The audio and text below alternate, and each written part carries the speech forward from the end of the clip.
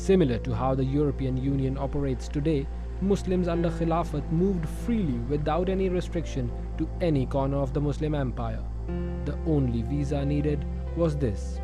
La ilaha illallah Muhammadur Rasulullah. खिलाफत रास्ता में जब फौजें निकली वो क्या कहते थे? 3 ऑप्शंस हैं। इस्लाम ले आओ, हमारे बराबर के हो गए। हम ये भी नहीं कहेंगे कि हम पुराने सीनियर मुसलमान हैं, तुम जो है जूनियर मुसलमान हो। You will be absolutely equal. ठीक, इस्लाम नहीं लाते, तुम रहो अपने मजहब पर, लेकिन निज़ाम हमारा होगा, अल्लाह का दीन गालिब होगा।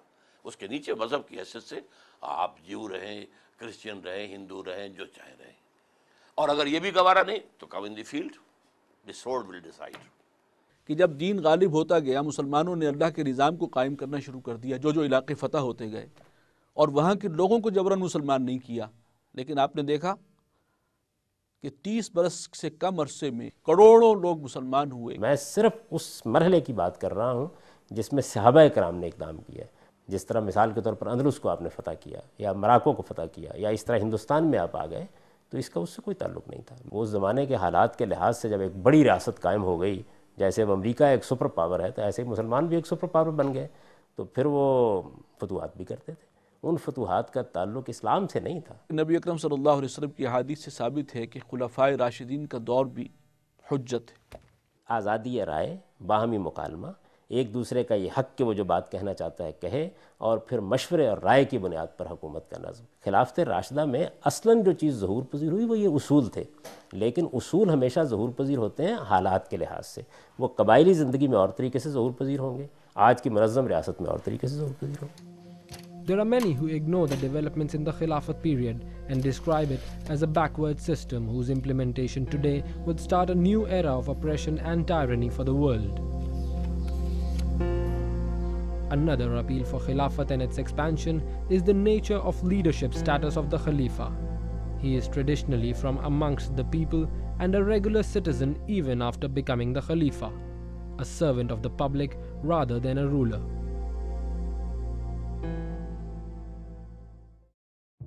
The greatest catastrophe, the greatest problem of the Muslim world today is that we don't have a leader who can truly represent the Muslims of the world. Do you agree with me or not? Khalid Khan introduced me to some of his students so that I could find out the opinion of young Muslims on this dilemma. I would like to begin with the name of Ahmadinejad. A person like this is the person we need. I don't think so that it is possible for a single person to lead the whole nation. Iran की supreme leader Ayatollah खामनाई। अगर हम हमारे बीच है भी तो हम उसे ढूंढ नहीं पा रहे शायद। प्रेसिडेंट ऑफ पाकिस्तान, प्रेसिडेंट तो हैं वो, मतलब वो एक इस्लामी लीडर नहीं कहलाए जा सकते। अफगानिस्तान में मौलाना मोहम्मद उमर, उसको आप लीडर कह सकते हैं। 3 qualities given by the Prophet for a good leader. Number 1 is taqwa. Leader ऐसा हो जो कुछ कहे, जो वादे करे, वो करके भी दिखाए। Number 2, he must be a warrior. हमारे लीडर्स यहाँ कहते हैं कि ड्रोन अटैक्स बंद करो, नीचे उनकी टांगें कांपती होती हैं। And third, he must be a qazi, a person who can justify things and judge them. Decision अपना खुद ले रहे हैं। पूरी मिल्लत को साथ लेके चलने की बात करो। हम इमदाद के बगैर चल सकते हैं। मॉडर्न जो एजुकेशन है उसके ऊपर भी ध्यान देना चाहिए। एक लीडर को ऑनेस्ट होना चाहिए, और ऑनेस्टी आपके अंदर उस वक्त डेवलप होती है जब आपको सेंस ऑफ अकाउंटेबिलिटी हो कि आपने अल्लाह ताला को जाके कुछ बोलना है। Khilafat had its issues too. Muawiyah was the first military and political leader to initiate the caliphate in the sense of a hereditary monarchy by appointing his son as his successor. This started a new phase in Islamic history, the rule of the Umayyad family. The coming caliphs were successful political leaders, but not necessarily men of moral integrity with complete religious knowledge. Thus, the true essence of Khilafat eroded step by step, and it converted into royal caliphate. मेरी समझ में नहीं आता कि ये क्या बात है जो कही जाती है खिलाफत का निज़ाम। क्या निज़ाम है पूछिए। उसकी वजह यह है कि अगर उससे मुराद अब्बासियों की हुकूमत है, उससे मुराद उमवियों की हुकूमत है, तो वो तो मलूकियत थी, बादशाहत थी, बाप के बाद बेटा हुक्मरान हो जाता था।